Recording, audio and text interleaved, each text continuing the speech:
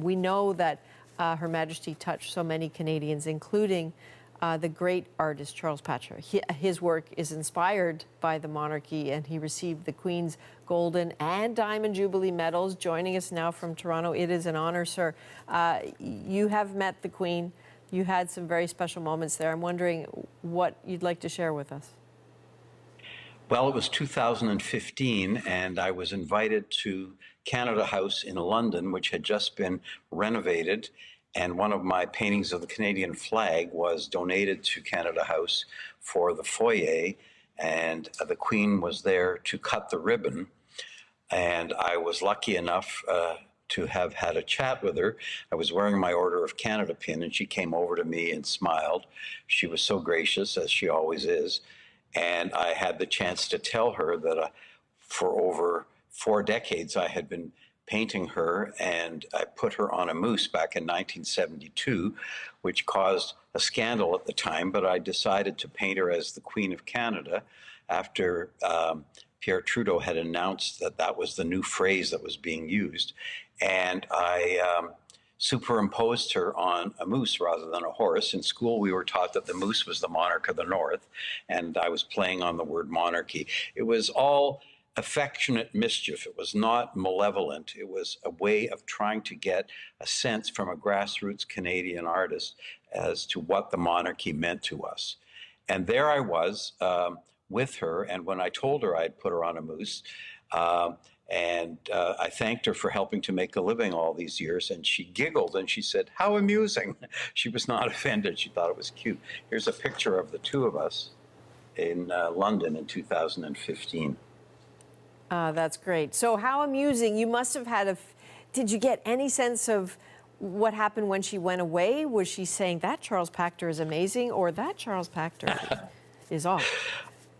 Well, you know, there were many people at the reception in London, but I was so grateful just to have had a couple of minutes with her, and she was truly gracious. She actually chuckled when I told her about how I had come across the idea of painting her as the Queen of Canada. And then over the last 50 years, I've dined out on all this for so many different images and had such fun doing it that in many ways, these images, now that she's gone and whenever I pass, they'll pass into Canadian art history. They will become part of the sort of pop art imagery that I created based on my affection and interest in the phenomenon of monarchy from a Canadian perspective. We are so lucky to have you. I'm curious, as I listen to you talk, there's a painting behind you. I think it's. Yes, that tell was me done about it if in. you can. Yeah, that was done in 1972. It's called Noblesse Oblige. And this is long before Photoshop. I took newspaper clippings of her, and I remember growing up on the CBC at night before we went to bed. They showed pictures of her marching around the palace courtyard on her horse, and they played God Save the Queen, not O Canada. But I played around with that idea, and when I decided, because the head of state didn't live among us, in 1972, I had this little epiphany and decided to put her in a Canadian context. And at the time, the critics went berserk. They savaged me in the press. They said, "Is this what art is all about? Boyish jokes. And furthermore, it doesn't even look like her." That went on and on and on.